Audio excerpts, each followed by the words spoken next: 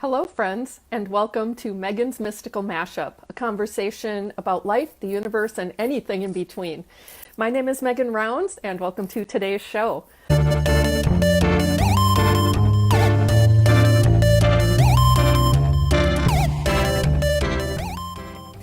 Today's guest joined the Lightworkers Lab this past May and spends most of his time in the main lab.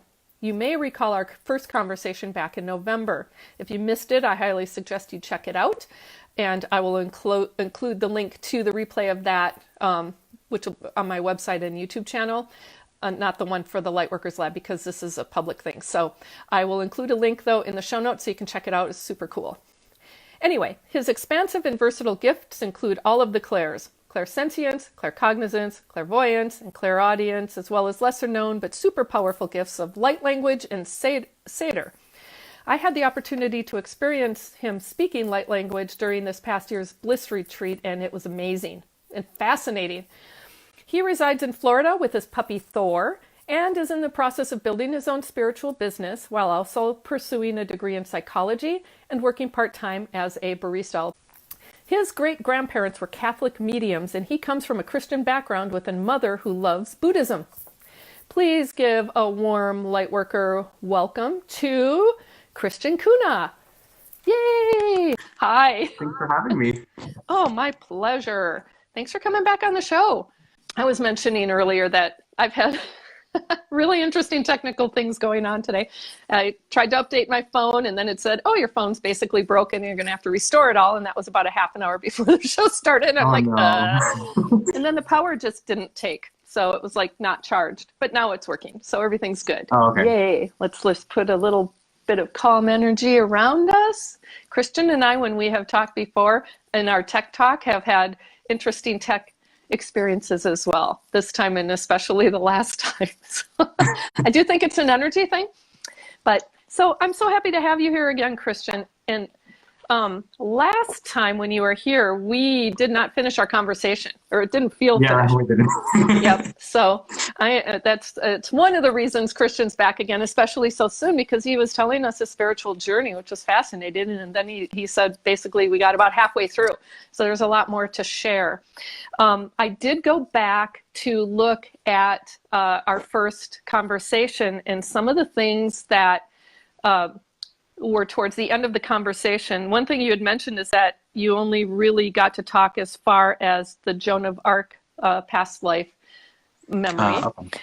But also you wanted to talk about how you connected with Freya, and you talked a bit about it towards the end, but I think you wanted to go more in depth with that. And that then, you also mentioned Odin, and you mentioned a very, very little bit about Seidr, which I'm really interested to hear more about. And that in order to do Seidr, you had to learn more about astral travel.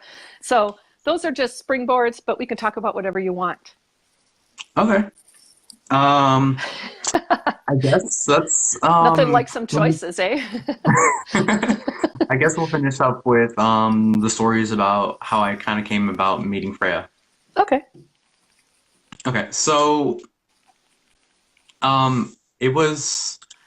I was kind of searching for my own path, where I wanted to go. It was around like late high school. I think I met Freya and I started like exploring more. So I was like probably a junior in high school, where I got really in depth with this stuff. How did you meet Freya? Just remind us, you may have mentioned it before, but.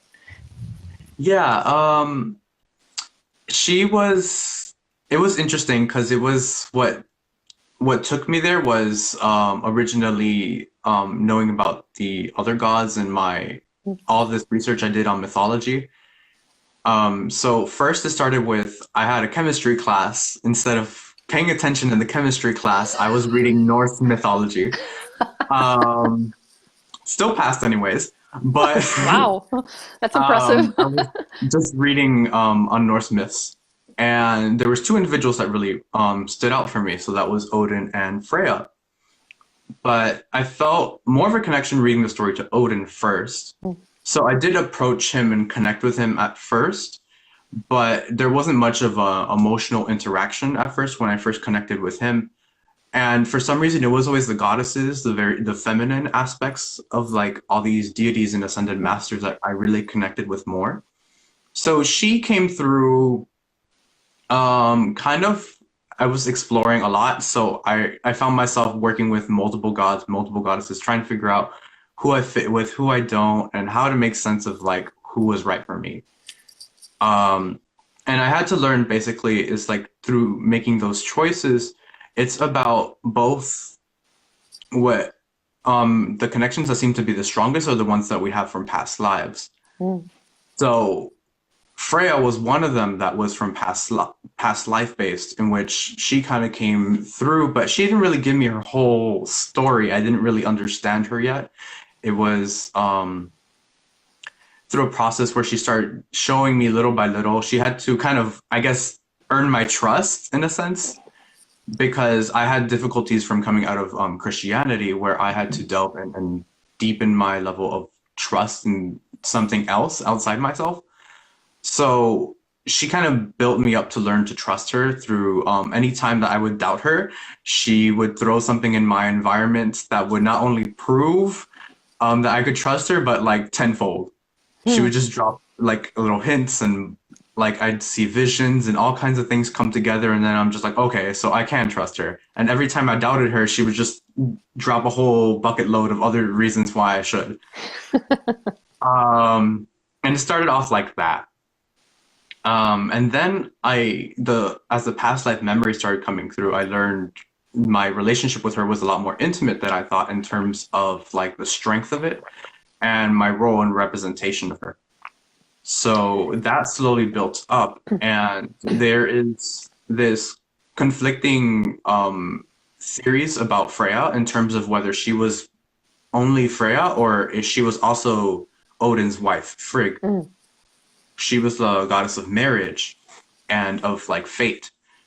So versus Freya, who was taking more that warrior aspect, and Frigg took more that motherly aspect. So there's this conflicting theory that they may have been one of the same or two separate entities.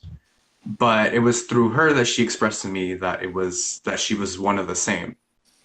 And she took me down all kinds of rabbit holes of how the roots of her name and how it's all associated and all these themes, how it all came together. And once I came to that conclusion that they were the same goddess, that's when all the past life memories came through.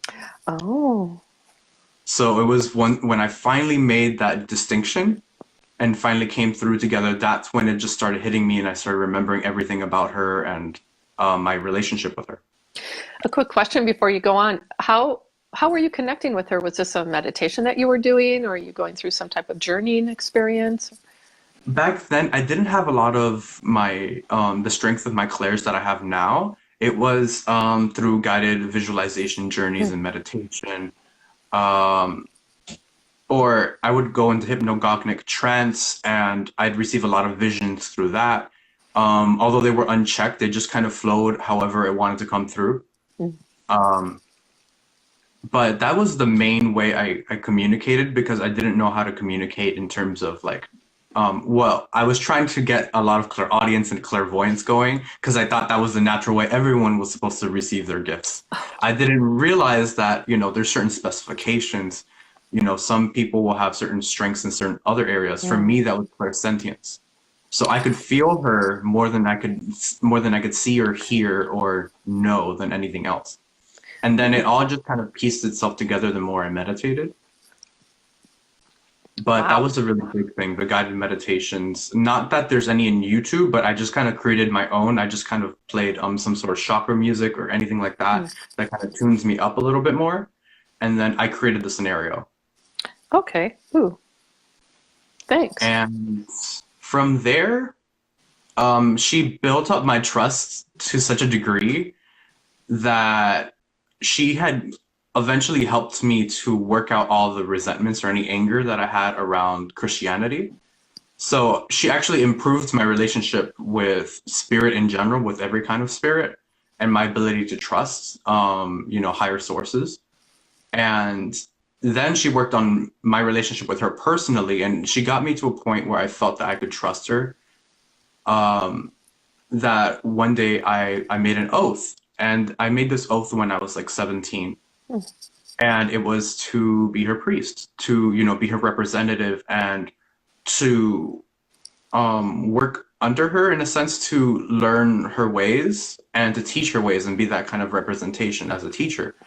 And I when I made that oath, or that vow, I felt like it just clicked, like she accepted it and felt it energetically, like through your body. I Yeah. can't even explain it. It was so powerful.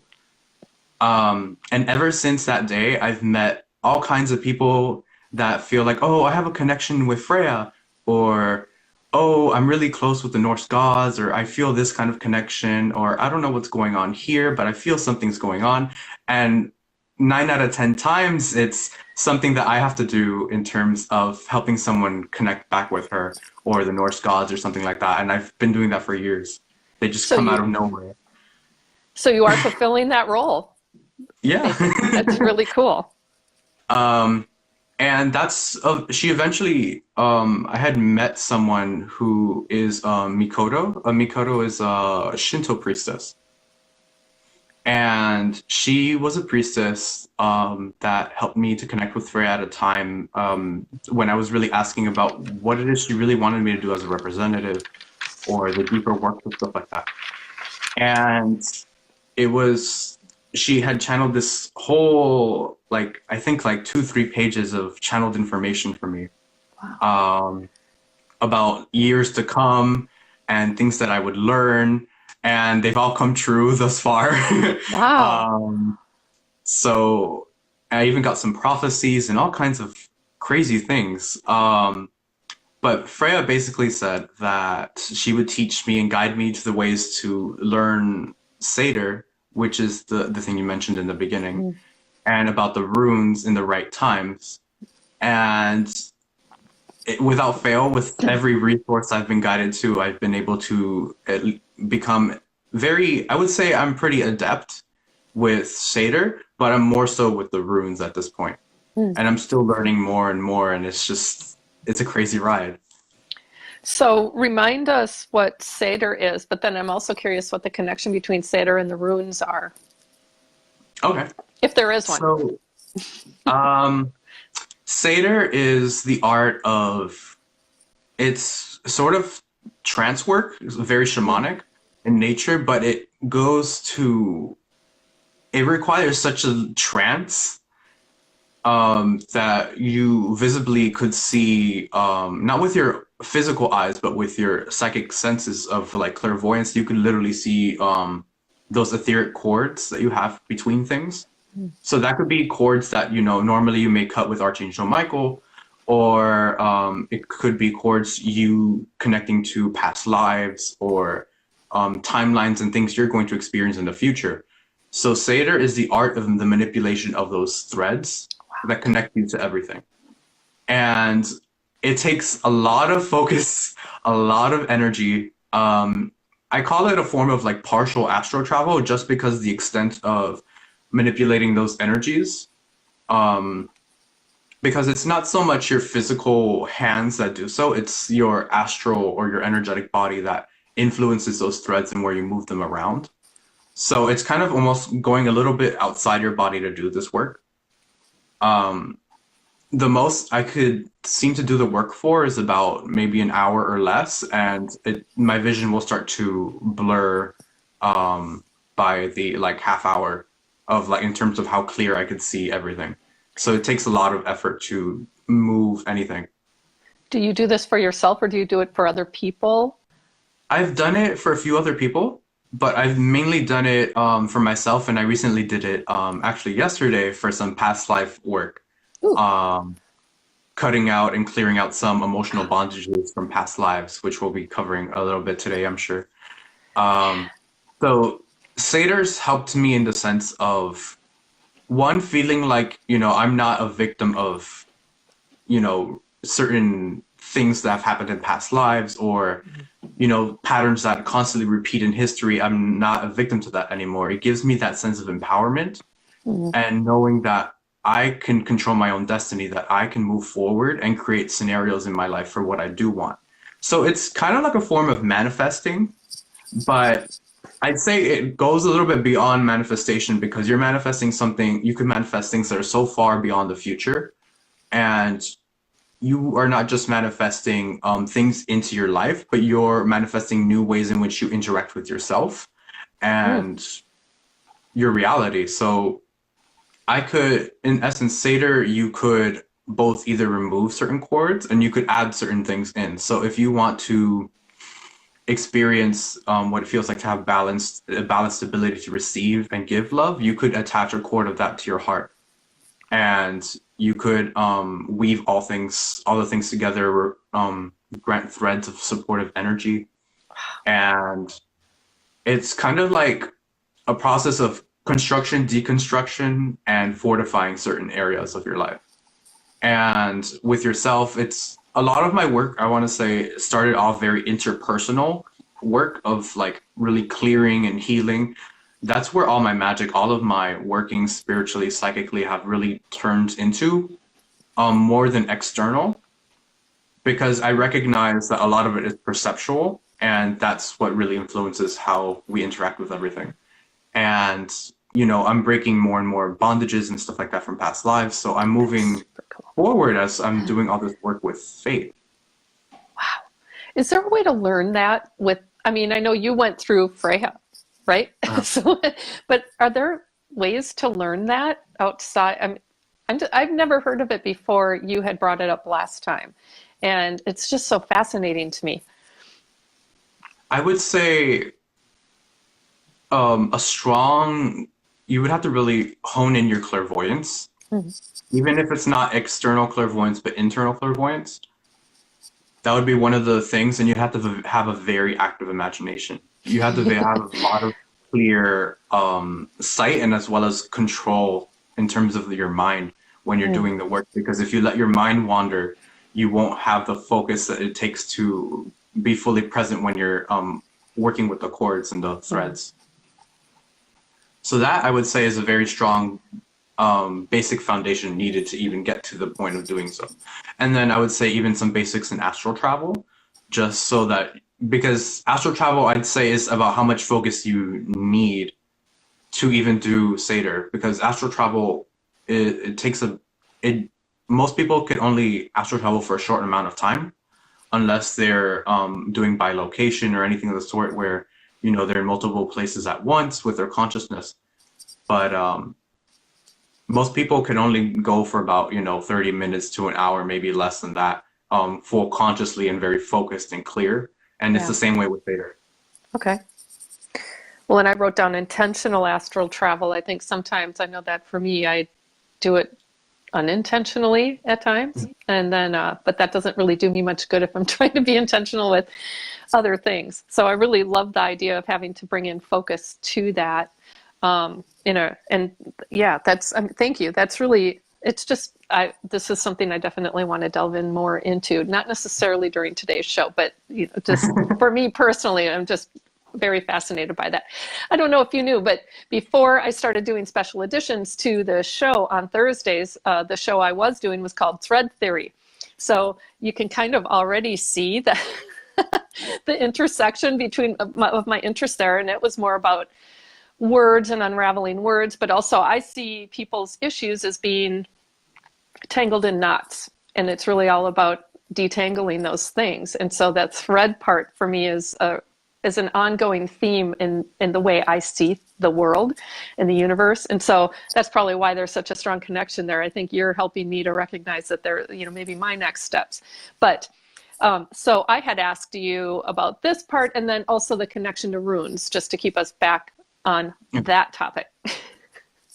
Um, but Seder is it's not a cognitive process at all in terms of what you manipulate. You will know intuitively what you're Mm. supposed to move and what not to move, but you have to go in there with intention beforehand. So the cognitive aspect is what you intend to do before you enter into that mindset and that trance state.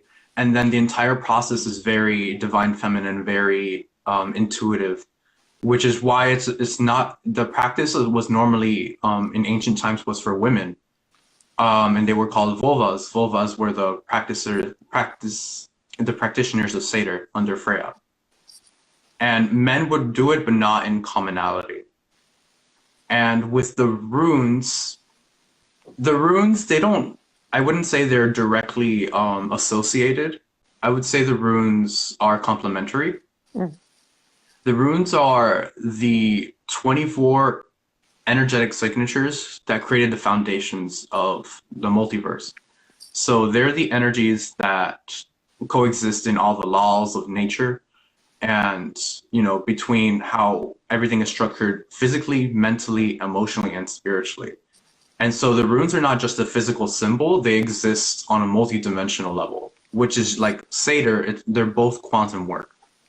It's about working through all the timelines and all areas of reality, which is what makes it so powerful as a tool. And it's, my main focus in my magical work and my manifestational work. How do you use them? The runes are a lot of study, I would say even more than Seidr. The runes, each one is an individual energy and energetic signature. Ugh. So first you have to understand and meditate on each one, knowing its relationship with everything and how it influences everything else. You don't want to get the knowledge about the runes from sources of like, oh, this is the divination meaning, or this is the meaning for what it does. Some of it may be true, but what's going to be most true is how you engage with that energy. Mm. And it's through that work with the runes that it's not so much the rune itself that offers the manifestation, it's rather your intention that shapes how the rune reacts. So it's an understanding that you have to meditate on the rune itself, its energy, its meaning individually for each, how it interacts with your energy and your intention, and its relationship with everything around you. Wow. So you have to know just that before you could even do the work of working with each one individually. So I've been studying them for 5 years now. Okay. That was my next question. And then there's multiple ways to work with it where it comes in forms of like mantra chants where you combine the runes under your intention to perform something called Galder. Galder is like this, it's kind of like the Mongolian chanting where it's like a lot of throat gutturance. That's how you would have to perform the runes in chanting. Or you do runic scripts where you write out the runes in kind of like a storybook from beginning to end of what you want to create. Ooh. Or runic bindings, which is where you kind of create sigils based off the runes and you put them all together based around your intention. For example, in this one right here, inside this essential oil bottle, I have created this here of about 7-8 runes. That is a symbol that helps you to know your self-worth and recall and know your beauty. Oh, wow. How did you do that? I mean, did you just write it on the outside or is it on the other side of the bottle that then shines or shows through? Okay. Well, that's super cool. I love how you're incorporating it into different aspects of your life. It's not compartmentalized like I do Seidr here and then I do runes and and you have a fascination with crystals, I know, and all of the other things. It seems like they interplay in some way for you so that it's become a lifestyle. Yeah, pretty much. And then I'll combine what I do sometimes too is I could kind of inscribe either the runic binding on a crystal or kind of stamp the sigil on the crystal, and then we can have a fortified or magnified process of doing multi-layered correspondence. Wow. Amazing. So wow. I mean, so now my head, of course, is going in 50 million ways. So I'm like, the runes themselves are another thing that's always fascinated me, and I was looking at them. Where do you get them? Where's a good place to get them if you want to explore that further? Because of course they have them on Etsy and they have them on Amazon and stuff, but there's a part of me that's like, it just doesn't seem like the best place to, I mean, it leaves a lot to chance. although there's an intentional aspect in attracting the right ones for you. But Most runes will be the divination version of how you use them. I think they're a good visual aid mm, if you have the physical runes and if you want to use divination with them. I find them more blunt than tarot if you're going to use them, because they will call you out on your delusions and your fears and everything down to the T. Um, but that's a good visual physical aid. As for resources, I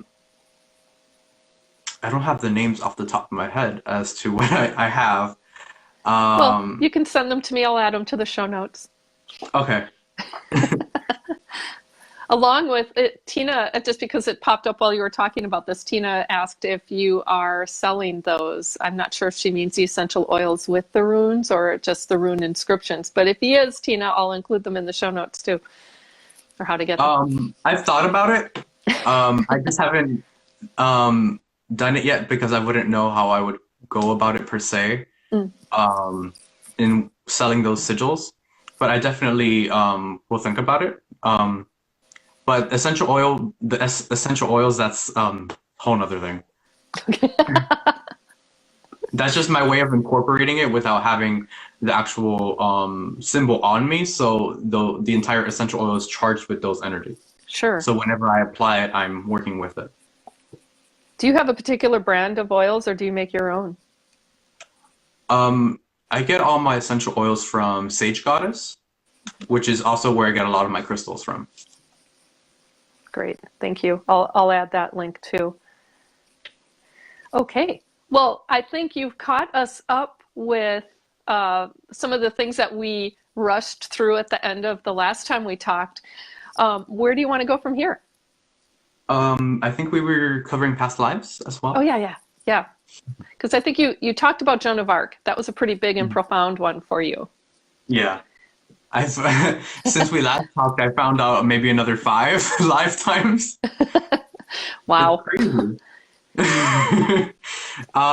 So my first thing I want to say though is a lot of the lifetimes I lived, I feel that I've been shown so many of them because of it being some karmic work that I've needed to clear and do as Mm. part of my life purpose, and I think that's why many of them have shown up to me. Because I know it's not a commonality. Many of us will probably know only about 5 if we're lucky. Um, and it just seems like every year now I'm learning several of them. And I had to work through the energies and my relation to other people. Mm. But as I've mentioned before, a lot of them are the triggers and stuff like that, for them have been rather profound, and maybe either someone that I meet, it'll be through the pronunciation of a name that's tied to a culture, and by that pronunciation of that name, I remember a whole scene. And it's not like I'm remembering just locations anymore. Now it's like I'm remembering entire interactions and scenes, usually very emotionally charged things that I've had to work through. And it's when this first started happening, I did not take it very well because I had to process all those emotions of, what felt like emotional bondage, of like a lot of issues of, martyrdom and self-sacrifice. And so it took an emotional toll on me going through all those memories. And so it was kind of Freya, the one who showed me how that doesn't have to be the scenario, that doesn't have to replay again, that I could, create the life that I deserve. And it was through her that I kind of was able to move through it so well, through that recognition that that doesn't have to be the case again, and that I could make myself wiser, stronger, and more than what I once was then. So it And wasn't I didn't mean to interrupt. So it wasn't a replay as much as information that you can use to evolve, or as our card yes, today, transform. exactly. Um, so Joan of Arc was one of the lives. It was the pronunciation of saying her French name, Jeanne d'Arc. When I Mm. said that, that's what triggered the remembrance of those memories.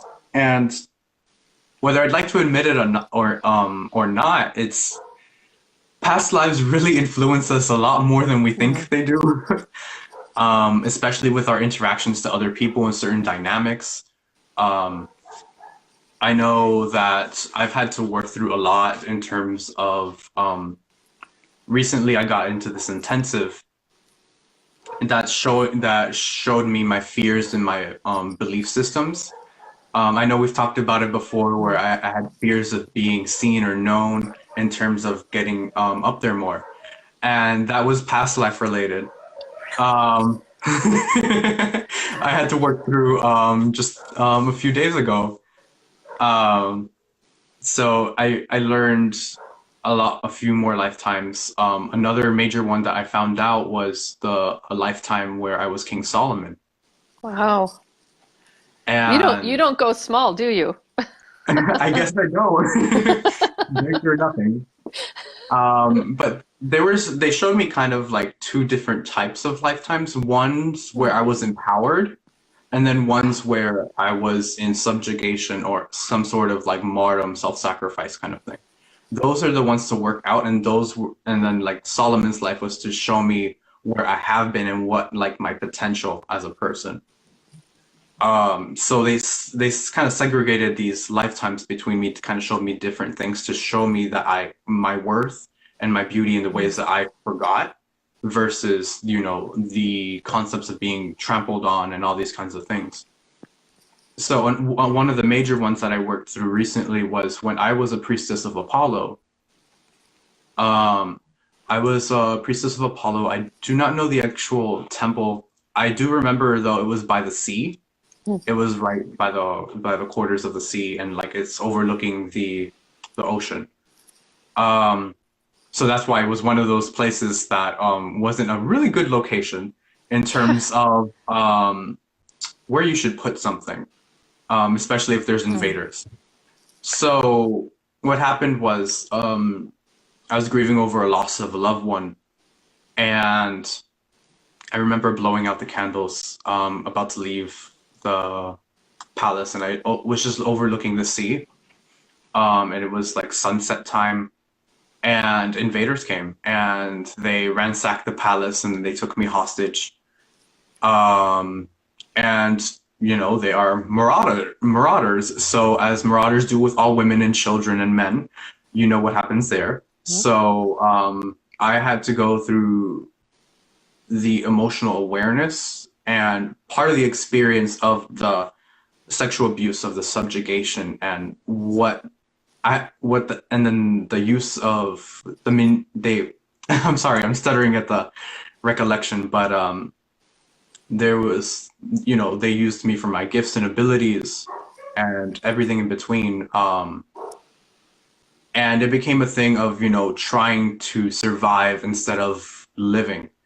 And that was something I had to work through. It was like severely stuck in my root chakra, and I had to work through those issues. And it became a thing of a pattern of issues of distrust in others, especially those in authority, and all kinds of things like that. And I had to work through those energy. Um, and that Did was you just one life.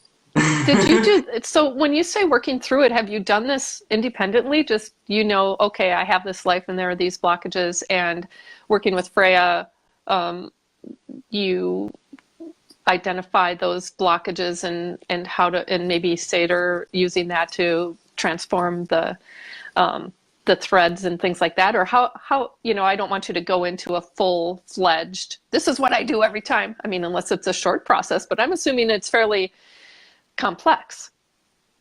Yes, very complex.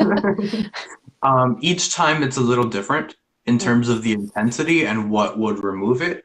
Sometimes just shadow work in and of itself, going through back into that memory and talking to that version of yourself and working that through is enough sometimes.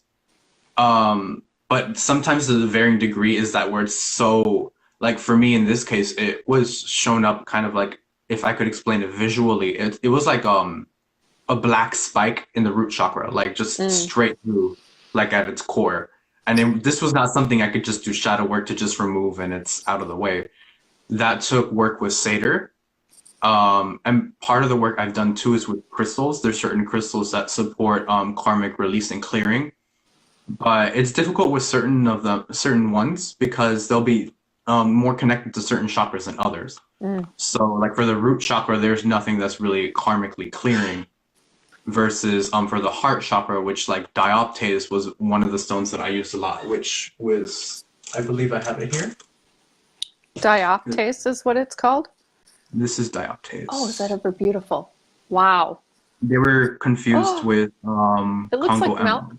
there from here. Okay, now I can see it differently on my monitor because at first the color, the shade of green was like Moldavite, no, malachite to me. Yeah. But this looks sparklier by far. Oh, it's really pretty. So that was one of the ones I worked with, but that was more for karmic work and the heart chakra. Okay. Um, Mm. and that's what I used a lot for like because I've learned that there's things such as like karmic resentment and karmic anger that still subside from all that abuse and trauma. So you have to work through that energy as well. And it diminished a lot of my anger and a lot of my aggression Do you, because of that work. that really resides with me. I have an underlying anger that hasn't been identified as far as the cause yet. And a couple of things popped in for me.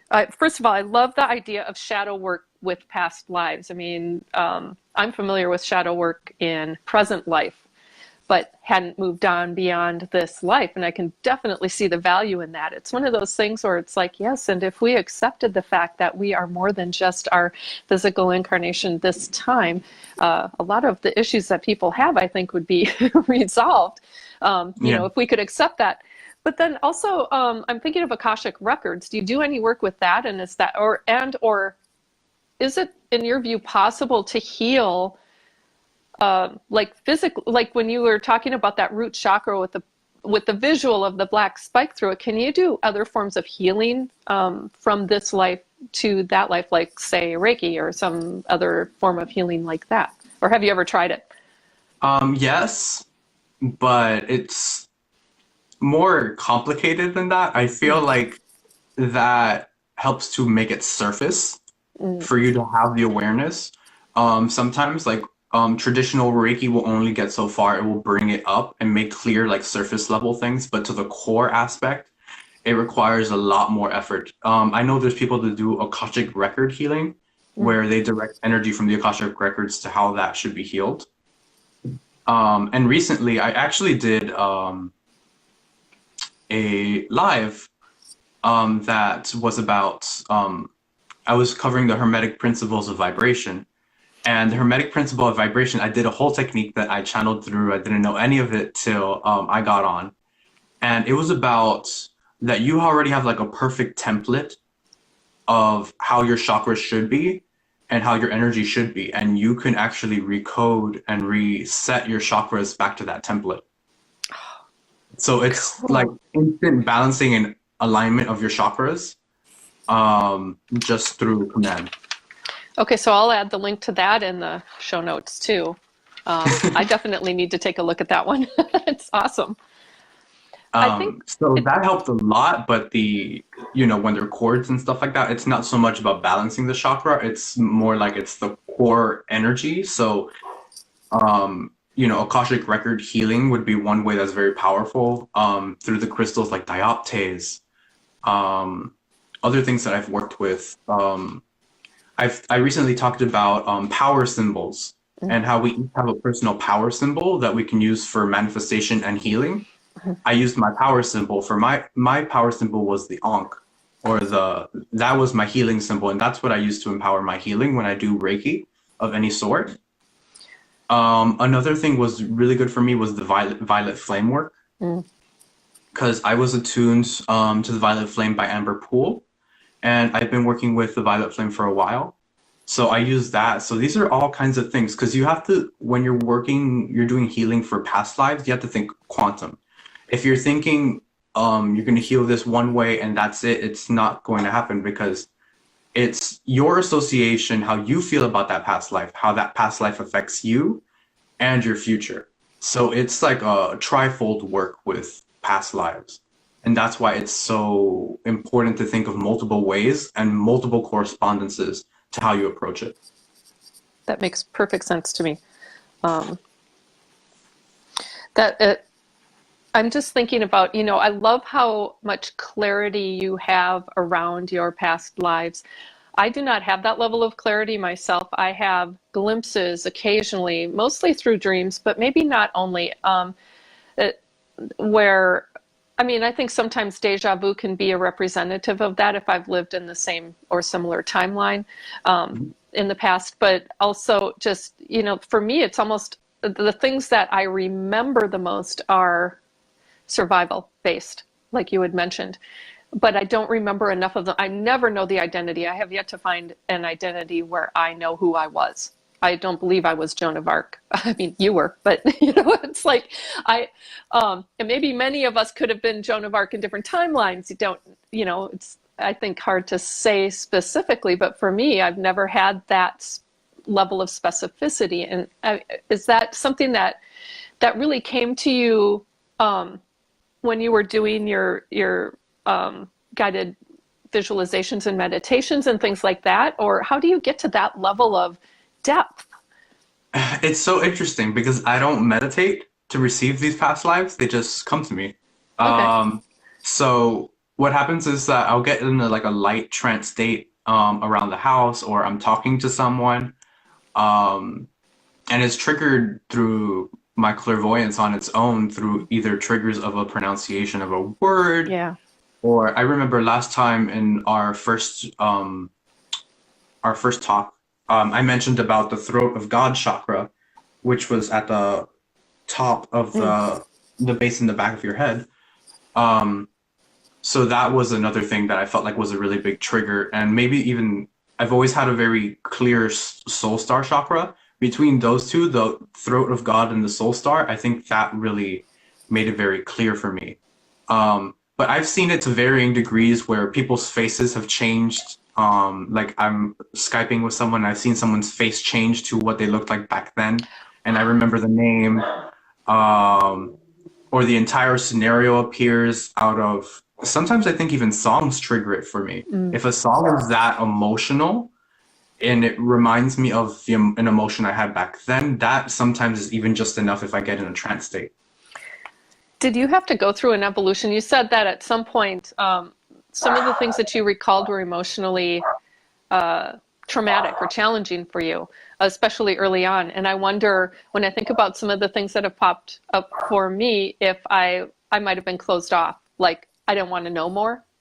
And I would assume that being open and receptive to whatever comes through is an important aspect of gaining more clarity. Have you found that to be the case, or is it like it doesn't really Um, matter how open you are, it's coming anyway? I feel like it does take a degree of a person to be able to be very courageous with how they approach things, because it is kind of like shadow work just to experience that emotional bondage. Um, my thing was is that I was okay with it. Like I did not mind being in a very dark place if I knew that it was going to serve me to shift from that Mm. outwards. So it was kind of the like it maybe perhaps I overindulged in what that felt like and let myself kind of sit in that a little too long with some of those lifetimes. But it was enough for me. I think really what helped me was crystals in the sense of moderating that energy work. Mm. One that helped me tremendously was Unakite Jasper, for balancing out the emotional body when I'm doing that work. Um, because we need something to moderate our vibration. And whenever I do shadow work or anything of that depth nature, I don't go alone. I always bring in some sort of guide to kind of lift me up or guide the process. Mm. And then That's I do the same thing with crystals. So they moderate my vibration when I'm going that deep. So I'm never lost in that stuff. I'm always, I think of it like a phoenix. You step into that lowest point and you just kind of rise up from it, in a sense of like, okay, what was the lesson from this? And even if there wasn't a lesson, it's kind of like recognizing that that was once upon a time, and now you've done things in your life that are systematic to making a foundation where that won't happen again. Mm. And it's just kind of like it left me in this space though when I was in those low points where I was just thinking that, I wanted to strengthen myself, not only magically but like psychically, so that, I could not let these things happen again to me. So it was like fear and like anger became a motivator for me to succeed and to push myself to become stronger psychically and magically. I think that's what really rushed my development. But it was then it's about transmuting that anger and then that fear as well. And it's kind of like it gave you enough fuel to move through those situations and those scenarios, and strengthened you as a person. But then it's about turning back to those things that you just worked on and moving out of that, what fueled you to move through it in the first place. I love the idea of taking that anger and fear and transmuting it or morphing it into something that can be beneficial, right?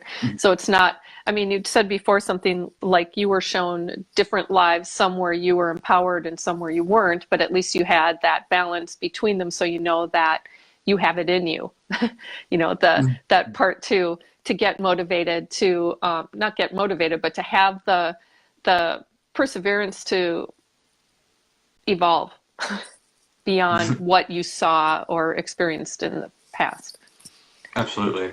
Yeah. And on another major lifetime I had was I was one of the sons of Cleopatra. This was the lifetime where I decided I did not want my own power, where I was afraid of my own power and I didn't want to control my own power. So my name back then was Alexander Helios. She had fraternal twins. One was a boy named Alexander, and the other one she named after herself, Cleopatra. But she named the fraternal twins one Helios for the sun, and then the daughter was named Selene for the moon. Oh, wow. And I was the eldest child. But those were times of war, so I was put into hiding. And I never wanted to rule. I never wanted that power. I wanted to be a normal boy that could enjoy the company of like other friends and play like normal, like a commoner. And I didn't want all that power that was supposed to be handed to me after my mother at that time. So due to war, me and my sister were put into hiding to come back after the war and all that. But we were found and we were killed. Wow. So I lived with that energy of not wanting my power and always constantly wanting to give it away to other people to make decisions for me. And that's something I had to work through in order to feel confident and empowered enough to, really put myself out there. Wow. And, they say in the stories of what is recorded that Alexander Helios and his sister, they went missing. No one knows what happened to them. Except you. I mean, seriously, it's so, I find this really fascinating. I mean, did you know about them before you recognized yourself within that, or was that another thing where a word or something sparked a memory and then you started to investigate or explore? It was interesting. This is more recent, so I can remember how clearly it came through. I was in hypnagogic and I started seeing things about Egypt, and I wore this like huge gold like amulet thing with like lapis lazuli and like sunstone in it. And it was kind of like to show me how I was once in like this powerful place. And then I went to, I think, listen to some music. And then I began to remember what my face looked like and all the like little details. But I didn't put the name with the face until I Google searched it. Wow. And then more came through when I got the name confirmed. I love that. So it starts with just a little spark of something, and then it evolves a little bit. You get a bit more information, and then you have something to research, and then it confirms a lot. Yeah. And Wow. then I just have like a whole scene play out in my head, and then I either have to do work on that scene, or it's to give me awareness of some sort of skill set, or that I Mm. had, my worth and kind of like what I was capable of back then. Do you record these things? Like, do you journal them, or do any form of? I probably should. I'll forget them at this point. If I keep getting any more. Um, I was just curious. It's not a judgment by any means. I'm just wondering how you capture this, because you seem to have a pretty vivid memory. And I suppose who wouldn't have a vivid memory of these things? But yeah, you have so many. I think I should start writing a book on this at this point. But I think that one was like my 12th or 13th one that I remember. Wow. I'm Um, curious. and then I have lifetimes where Oh, go I ahead. remember little scenes, but I don't remember the name. And those are more common for people. Mm. Yeah. I have those as well, but it's not common for me. I get more of the whole name, the whole experience. Well, and maybe it's because you've been listening and you've been um, whether consciously or not, asking for more information. And the way I understand things, when we ask for more, we get it. And I'm practicing that now, but not nearly to the extent you are in terms of that level of clarity. It's more like, well, what does this thing mean? And show me more. And I usually get it. I've started asking a lot of questions, because I've found now, when I look back at past patterns, that when I ask a question about something, I end up living it. So I want to be really careful about the kind of questions I'm asking, in a way as a form of manifesting, because I don't really want to live the kind of, I mean, I've asked these questions about what does this word mean, but also like, what does this concept mean? And, what does it mean to, why do people resist, for example? And then I get the answers through my own life. And I don't want those kind of experiences so much anymore. I would really like to thrive. So I'm asking questions about, what does it mean to thrive? What does it feel like to fully thrive in life? And then working on, what do I mean by that, and all of that stuff, so I can focus on some things that are really happening in that way. But the level of questions, or the clarity that you're getting about these lives and how they come to you, I think is pretty awesome. So, Yeah, but I have to keep in mind though, sometimes that, sometimes you get lost in those lives and you really experience it like you're still in that it. person. Mm. Because I do get lost in it sometimes. So what I have to remind myself is that I am the accumulation of the lessons learned from all those people. I Mm. am not, the person that was in that point of suffering or that trauma. I'm like the high point or the highlight of all those individuals. So I have their power and I have their wisdom in my own right, even if I don't have those memories to the full extent of who they were. Um, but I carry it, and we all do, even if we don't realize it. Um, it's just, recognizing, it's just to help us to recognize our worth, what we're capable of, and sometimes it's even to let us know what kind of abilities we still have, Mm. even our passions or interests, and it helps give clarity to our life purpose to look back then. Yeah, that's really just, yes, I agree completely. I can totally see the value, and the I tend to have the belief that awareness is key in pretty much anything. That if we Mhm. operate our lives without awareness of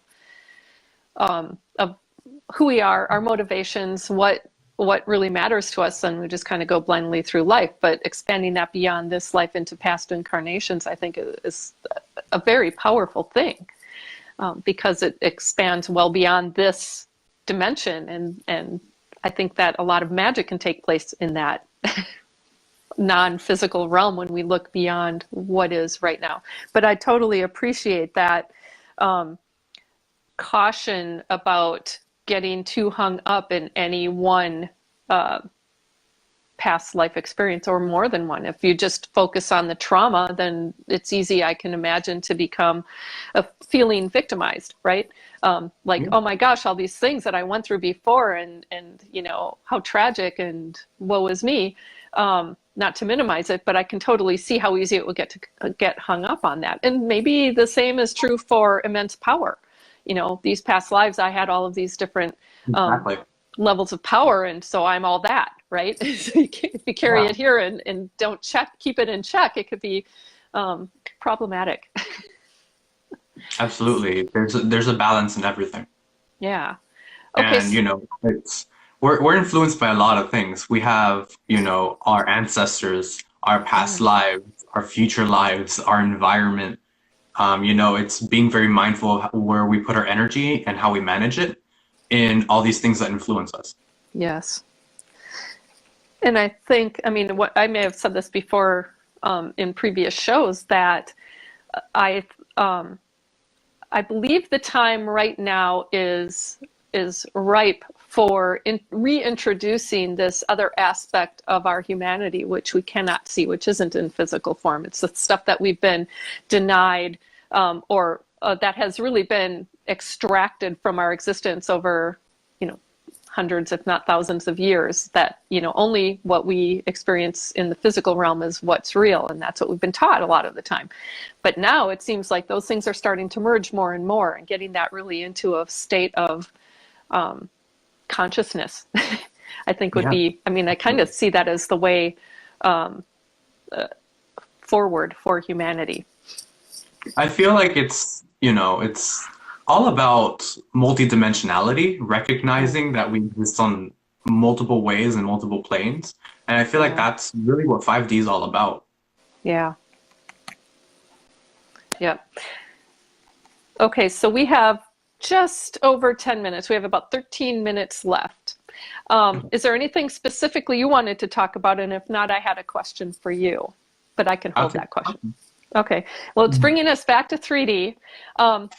Now, I know you've been in school for psychology, correct? Yes.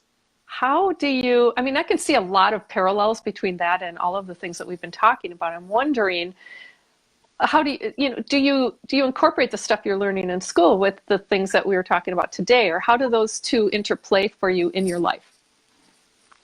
I feel like it's about delivery, how you deliver the information, and it gives you awareness on like influences, or it kind of helps you to recognize the psychological aspect of everything, in terms of, like, for example, how certain things may affect us in terms of like our areas of influence. It helps me to think a little bit broader in how I want to deliver things, in terms of like getting someone to understand how, like, something that may be highly metaphysical or highly astral can be brought down to, you know, make sense in terms of like how there's psychological issues or how it's impacting them. So it broadens my awareness on how I could explain to someone, you know, this is why this is happening to you physically, mentally, emotionally, and it's at the core of this or that. So it gives me a little bit of a broader sense on how I want to express things to other people. Because originally the goal with all this work with psychology, essentially for me, is all about like life coaching and mentorship, because that's really where my passion is, teaching.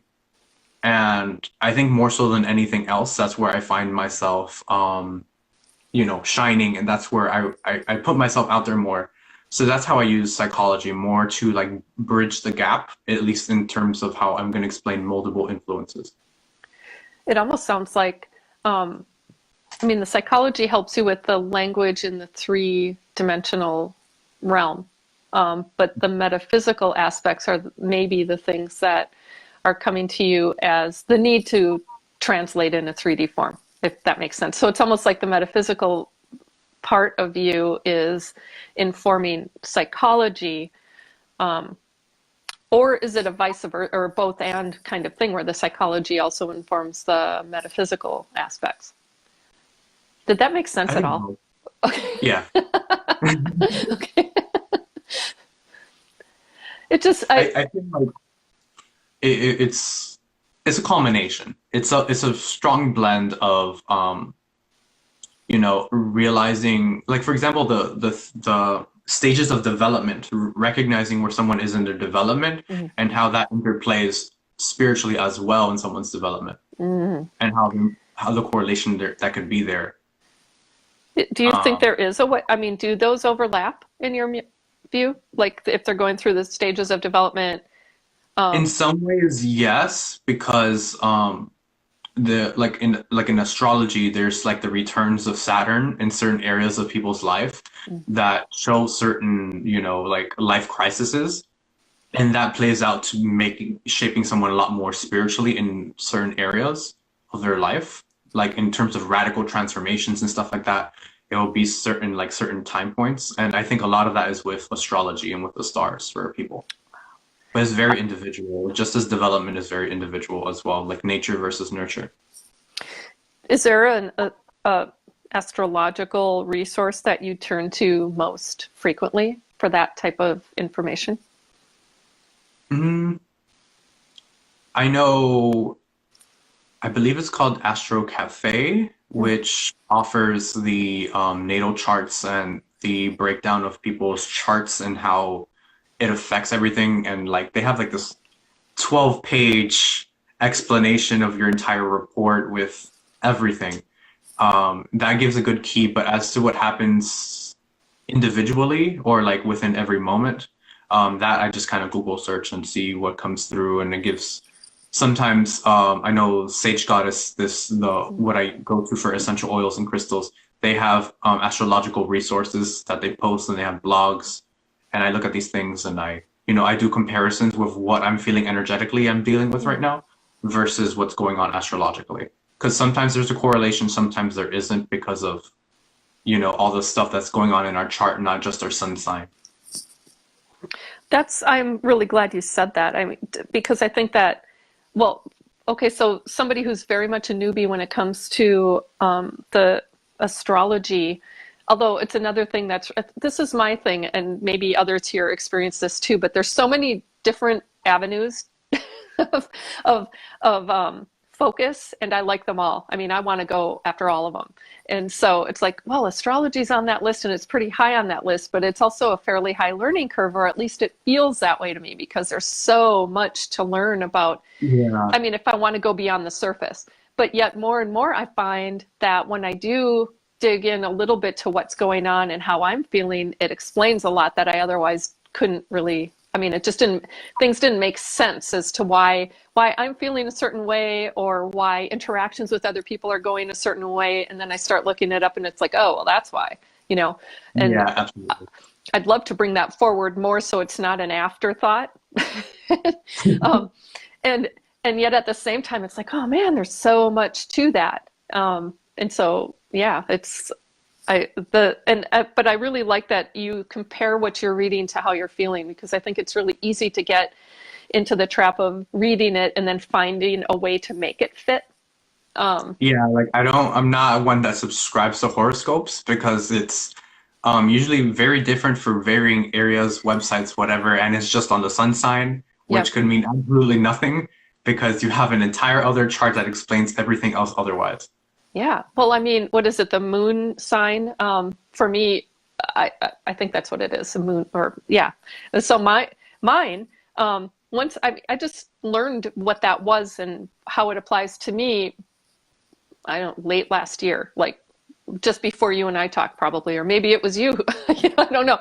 It was pretty close to the end of the year, and I'm like, holy cow, that particular sign has, because it's lived in the shadow and I wasn't aware of it and the influence it had on me, has really, well, ruled my behavior through most of my life in ways that Absolutely. I didn't understand until I read that. And I'm like, oh my gosh, well, now it all makes sense, 53 years later. Awesome.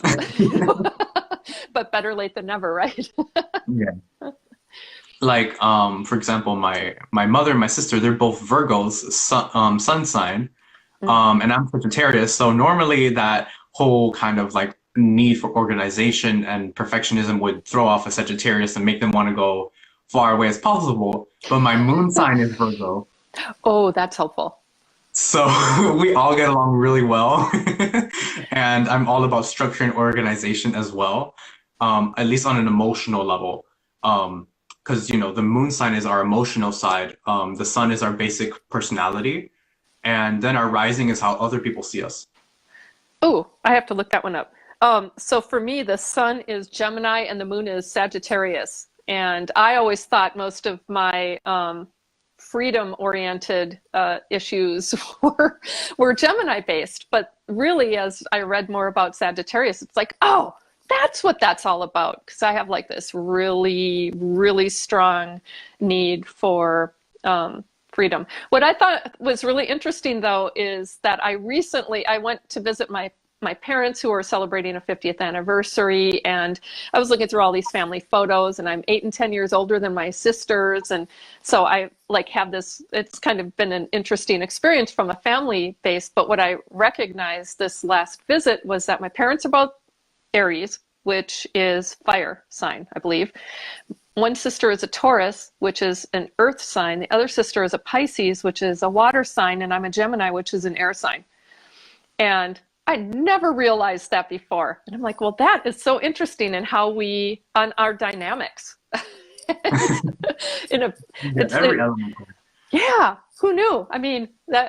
Well, probably somebody who knows a lot more about astrology would have figured that out quickly. But for me, it's like, I was just paying more attention this time, and it's like, oh, that explains both of my sisters and why they are the way they are. And really interesting to have both of my parents as fire signs who have made it 50 years, and how all of that really played out for me.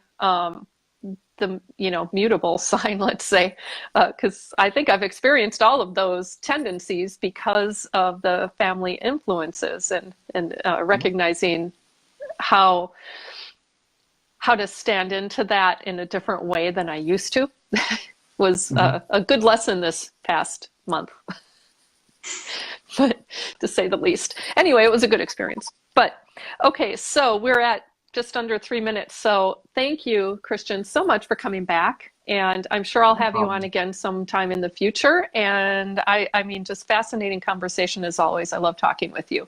So thanks for being on.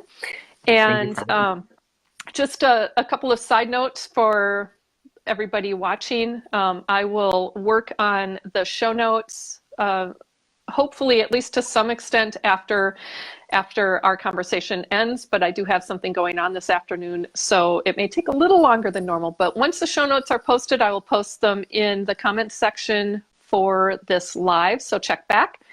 And I will also post them on my Facebook page, so if you like that page, you'll get notified that way. I will also post the replay of the video on my website and YouTube, and a note to that on the Facebook page as well. And also join us please on Saturday, this Saturday, so the 5th, where my guest is Aaron Gustwiller. He is a member of the lab, but he's not been super active, but he's somebody who has done a couple of lives, and one of the guests one of the viewers had recommended him. He's got a pretty fascinating skill set and background as well. So I hope you'll join us. That is at 12 Central Time on Saturday. And I think that does it for now. So thanks everyone for joining us. Thanks again, Christian, for being here and for talking with this awesome conversation that's going to stay with me for a long time. I can tell already, because I'm going to be thinking about all this stuff. And ooh, this is so fascinating. And where can I dig in more? So everybody, I will also be going through the comments and responding to them later today. And I'll send to Christian anything that is specific to him that might require a response from him. So I think that does it. Thanks again. Enjoy the rest of your day. You too. Take care. Bye. Bye.